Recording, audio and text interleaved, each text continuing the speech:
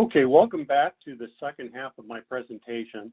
And for this, we were going to look at a number of different sources of information that are available to you when it comes time to do your burning, and critical sources of weather information and other supporting things that will help you out. So where do you go to get weather information?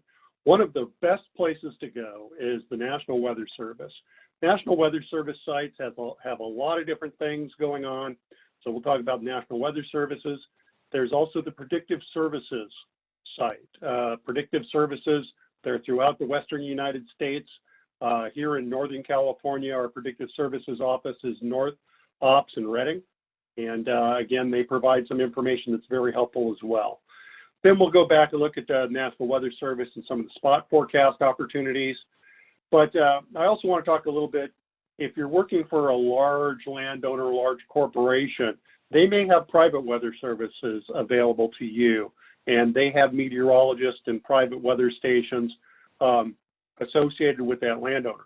They may be able to provide you some really good spot information when you're getting ready to do your burn.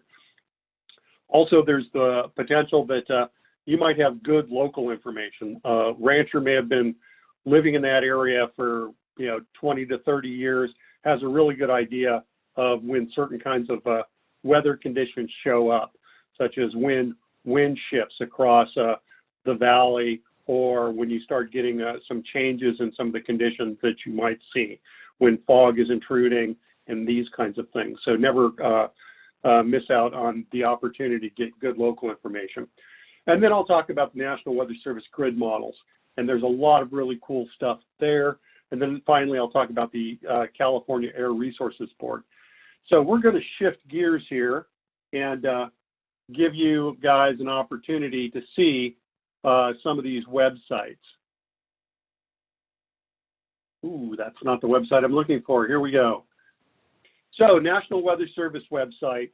There are lots and lots of different things to click on and look at the National Weather Service. My homepage on my computer is actually the Eureka website. And first I want to talk about the really basic fire behavior forecast that the National Weather Service provides, and that's the fire weather planning forecast. So you see I've highlighted forecasts here, and you can see fire weather is right down here on this particular menu. You can find it in other places as well, but this is about the most convenient place to be able to get right to it. So by clicking on fire weather, I end up on this page here. Again, this is the National Weather Service fire weather page, and for the Eureka area, I'm up here at forecasts, and I can pull down a whole series of different forecasts. The first one we want to see here is the fire weather planning forecast. This forecast provides you a discussion for the entire area, and then for the specific areas that they provide forecasts for, you'll see a description of the fire weather forecast. This forecast is done at least once a day, and during the active fire season, it's done twice a day. But you can see it shows today, mostly cloudy, patchy fog in the morning, patchy fog late in the afternoon, temperature 60 to 70, minimum humidity 36 to 46%. And it provides you some really good wind information. And this is the 20-foot winds, and I had talked about that earlier. So this gives you really great information on your 20-foot winds.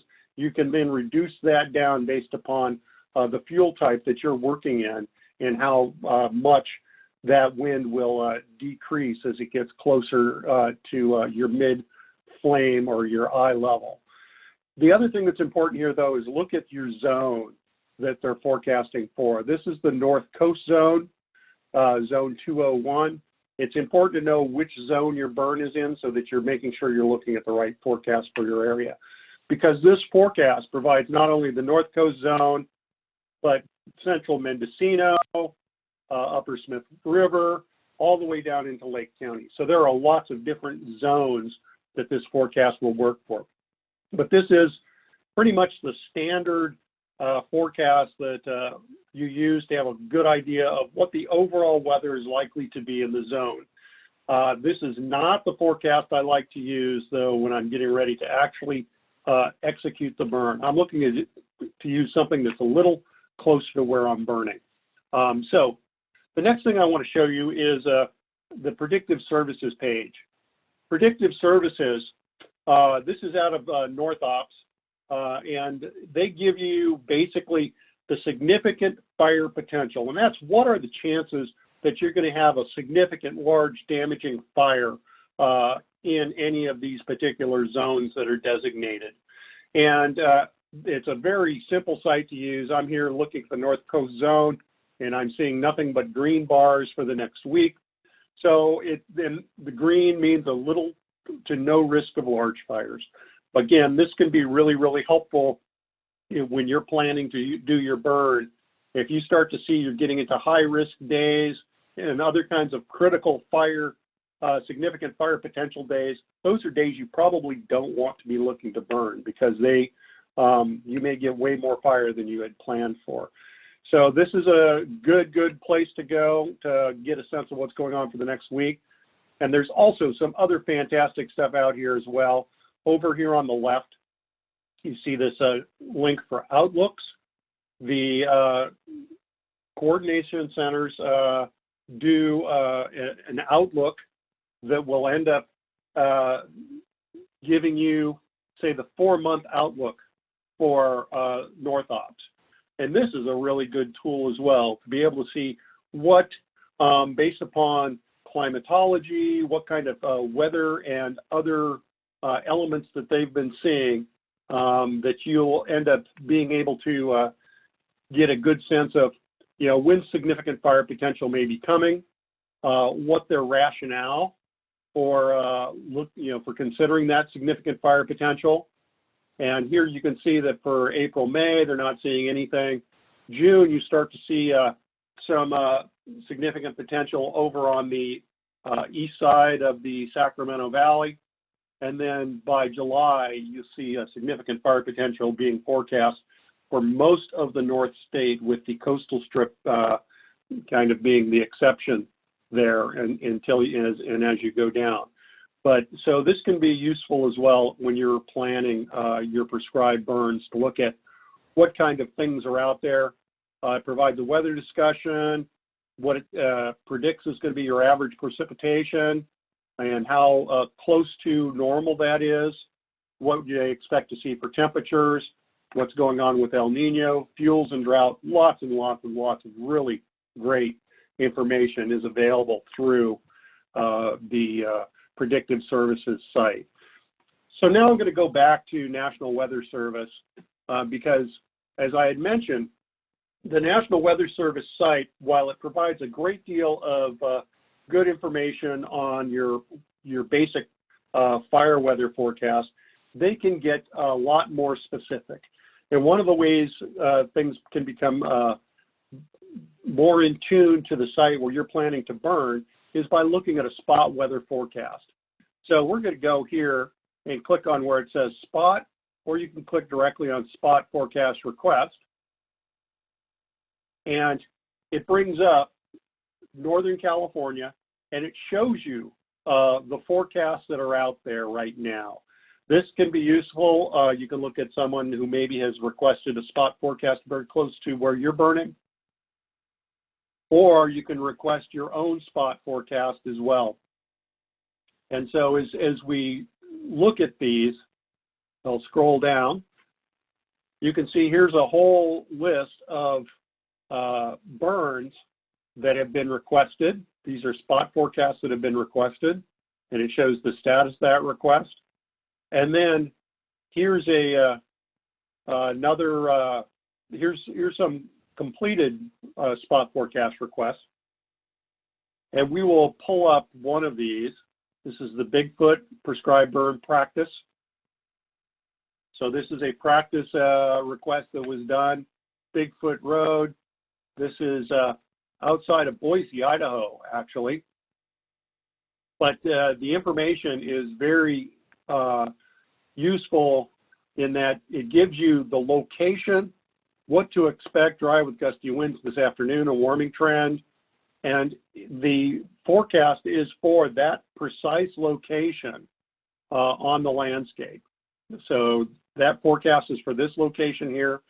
The forecast itself looks a great deal like the planning forecast, but it is for that site, and it gives you maximum temperature, minimum humidity, and your eye level winds. Again, I recommend that you don't ask for eye level.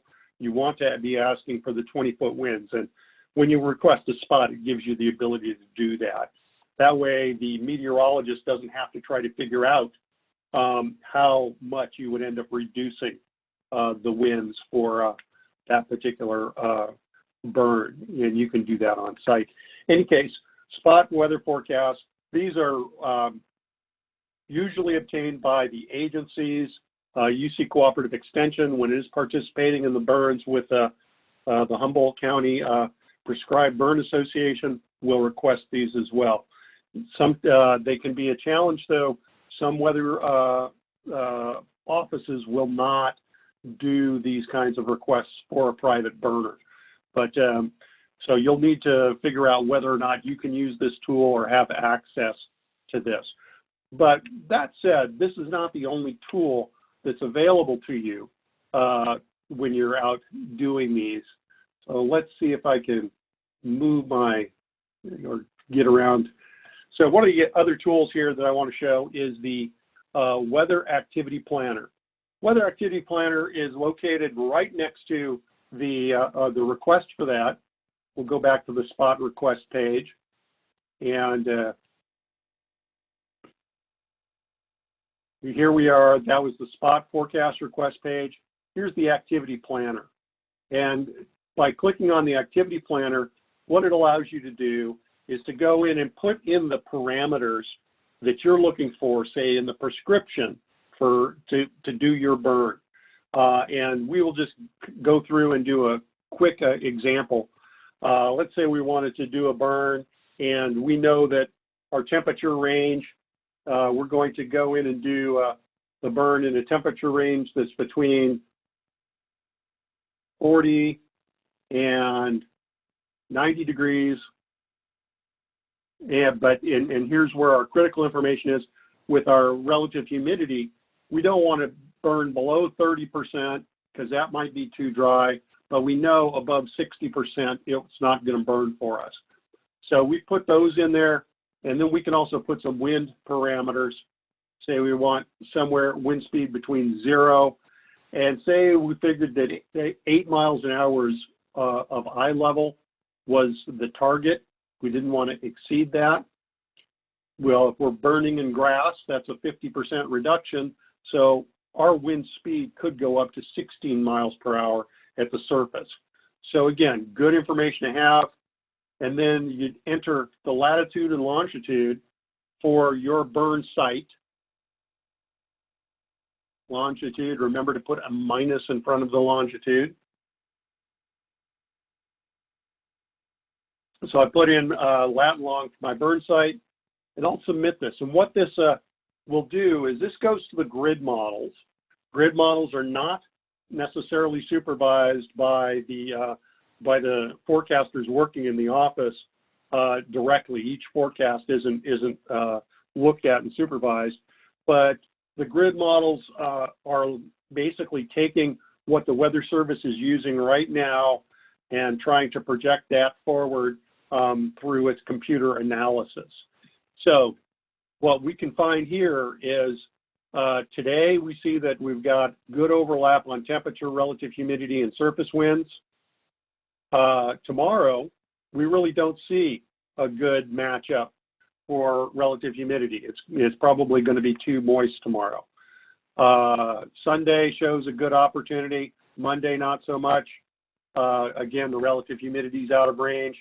Tuesday's looking like there would be an opportunity. So it can kind of help you see what the forecast models are seeing and when the conditions you're saying you're going to need to be able to burn are likely to come forward. So again, that's one way to look at this. That's a really kind of a neat way to go. And then there are other nice graphics that we can use as well, though. And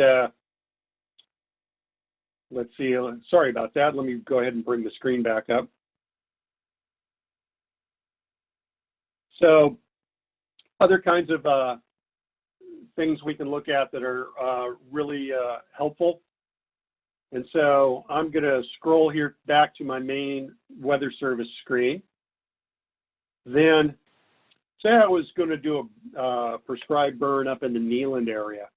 One of the ways I can do that is by going in and just clicking on the approximate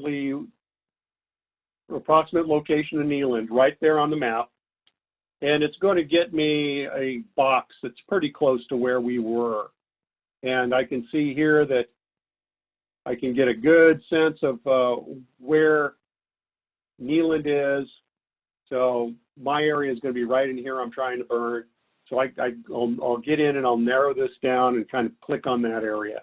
And again, this uses the grid models, and it's going to provide me a really basic forecast for that area that is highlighted in the box. And they're given the current locate conditions at Neeland.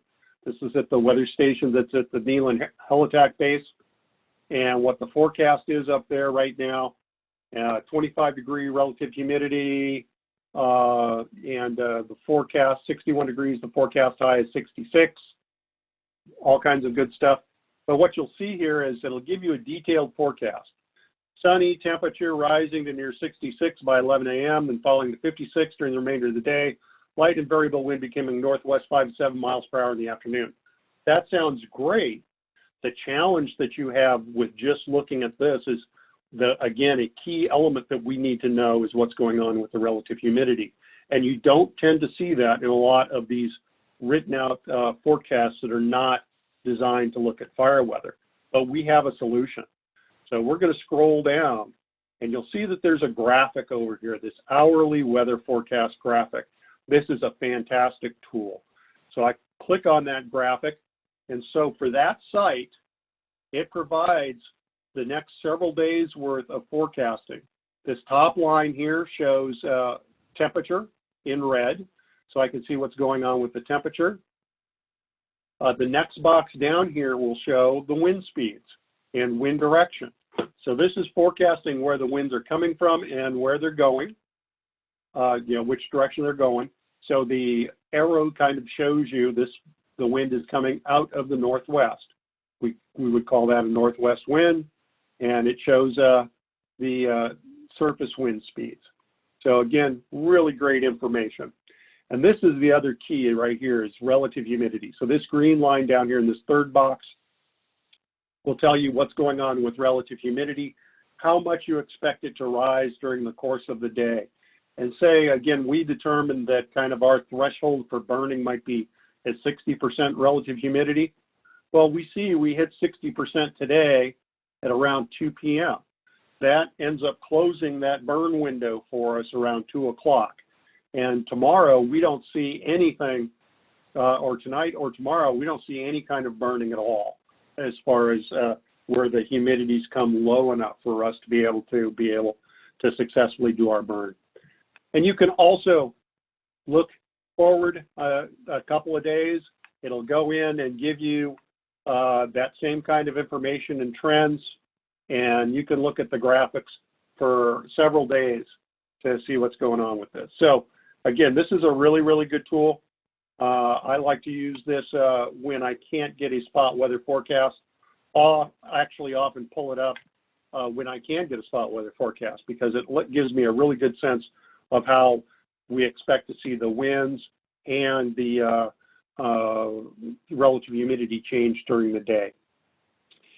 So the next thing that I want to show is the Air Resources Board Meteorology Program. Air Resources Board is the overarching agency in California that's responsible for maintaining good, clean air quality in the state. All these areas, though, they may have their own air quality management districts, and there are about, I believe it's about 30 air quality management districts scattered through the state. For us on the North Coast, where we're at in Humboldt, Del Norte, and Trinity counties, we have the North Coast Unified Air Quality Management District, and they're the ones that ultimately make the determination on burn day, whether you're going to have a burn day or not. But they largely depend on the ARB's meteorology program to help them make that determination. And so all you need to do from this site is go and hover over the area you're interested in. So I've got the North Coast here selected. And as I click on that, it gives me the recommended or expected burn day status for all of the air districts that are within that zone. So for the North Coast, we see that today would be considered is likely going to be a good burn day. Saturday favorable with high confidence, Sunday favorable, and Monday favorable. So this is a lot of some of the guidance that the local air districts will get in order to help them determine what the burn day status is.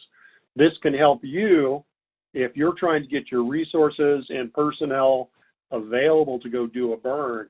Say your plan was to do a burn coming up next Monday, and if you were to pull up this site and it would say here that it's not favorable or a marginal day, that would be important information for you to have, because you would be able to anticipate whether you might have good burning conditions several days out, whether the burn, whether your local air quality management district is likely to be giving you a burn day authorization or not.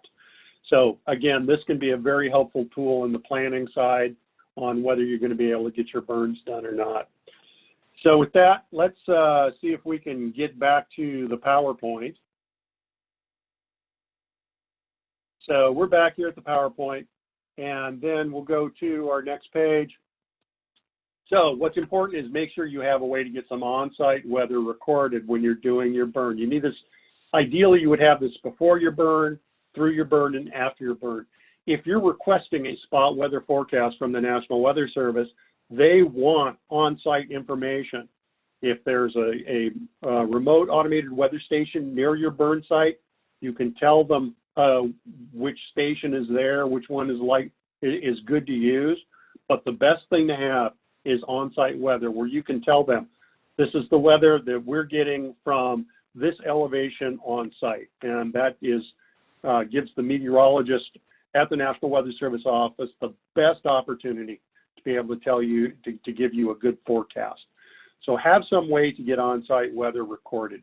The landowner you're working with may have a weather station located maybe at the ranch house, or a timber company may have weather stations throughout the area. So again, try to get local weather for your burn. So one of the ways I like to get local weather is I've got a Kestrel 5500 FW. It's a fire weather meter.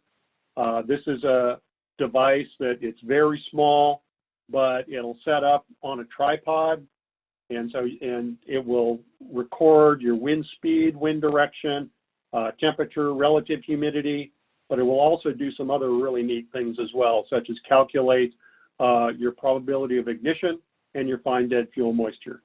So these are a great tool. You get it set up, and the other advantage too is it gives you that weather and that wind at the eye level, and so that's right about your flame length or your flame height.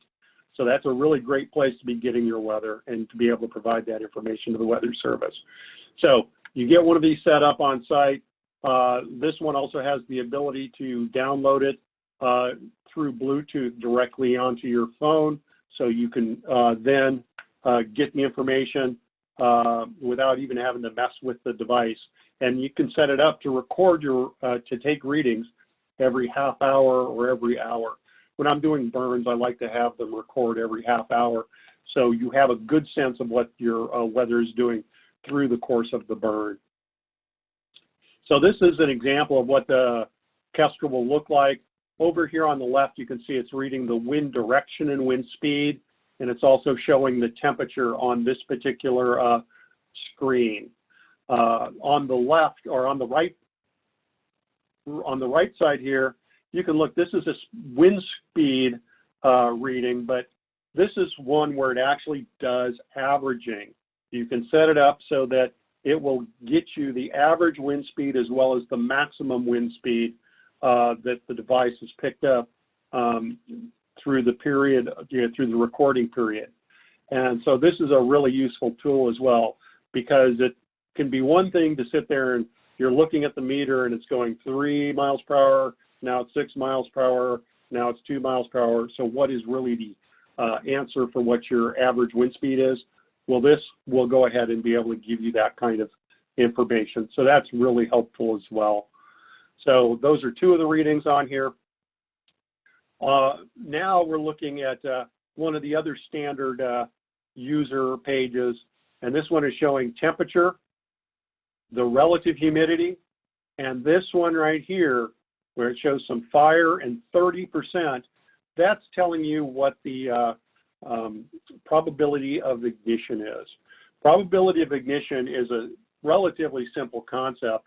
Is if you had a receptive fuel bed and you had 100 embers, what percent of those embers going in, what percent of those 100 embers going into that receptive fuel bed would cause a fire to actually kindle and ignite?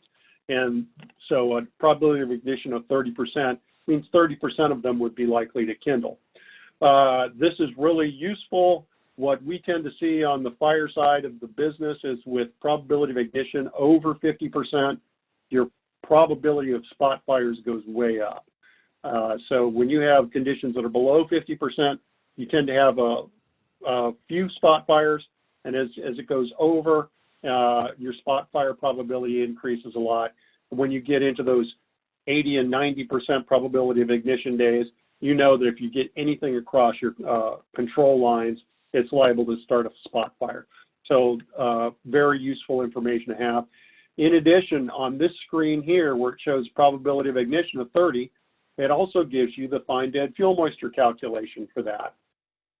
So that is also a very useful thing to have, so that you can sit there and say, okay, my prescription, my target in my prescription was to burn with a fine dead fuel moisture between, say, 6% and 10%. And that will give you a really good sense of what kind of, how you're doing and staying within your burn prescription. So a couple other really cool stuff, things that are out there. There are a number of different sites available and different resources available to you. One of them is the Fire Behavior Field Reference Guide. This is a publication that's put out by National Wildfire Coordinating Group, and it is it's available online. It is a very thorough and complete document that most fire analysts will use to be able to look at what's going on in fire behavior and understand all of these various models and how they work. And so it can give you information on weather, fuels, fuel moisture. Here's the fine dead fuel moisture content calculations, probability of ignition. It talks about live fuel moisture. So for the real fire behavior nerds, this document has got most of the basics on the modeling and how these models work and why we use them the way we do. So that's one of the cool tools. Other resources available to you. Northern California Prescribed Fire Council. This is a group of interested folks that are really trying to promote the use of prescribed fire in Northern California.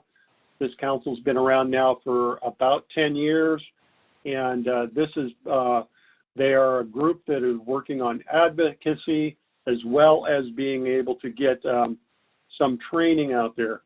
They've sponsored the training exchange, TREX Burns, and they're trying to ensure, or get better education out for the folks so that they can understand prescribed burning and be able to discuss prescribed burning. They've been very effective in getting folks at the in the state legislature interested and involved in some of the prescribed burning issues, and are kind of provide a bit of an expert opinion other than what you might get from the agencies. So this is a very, very good group to work with, and find out when they have their events going on to see if you can participate. The next Prescribed Fire Council meeting is scheduled coming up in mid-June, and it was going to be at Nordheimer Campground on the Salmon River for a 2-day event. At this point, with COVID-19, it's hard to say what's going to be going on with that particular event. But just keep your ear to the ground and check out Northern California Prescribed Fire Council. Another good resource as well, locally here in Humboldt County, the Humboldt County Prescribed Burn Association. The Prescribed Burn Association is, again, a group of interested folks, and it's landowners and other interested parties who are really trying to help each other out in getting prescribed burns done. What we're trying to do is work outside the agencies to some extent so that we're not entirely agency dependent on landowners being able to get their burns done. The PBA has resources available, they've got equipment available, they've got little weather meters like I showed you earlier, they've got radios, they've got drip torches. They have a lot of resources that are available to burners to be able to get this kind of work done. And what they also serve is a resource of folks who are interested in coming out and helping you get those burns done. So the Prescribed Burn Association, again, is a really, really, really neat resource that's available to you, and you should go ahead and check them out. So that's the end of my presentation. We'll be open for questions here and look forward to talk to you if you have any other questions. I could spend a full day talking about fire weather without any problem. Again, it's been good talking to you, and we'll be open for questions. Thanks.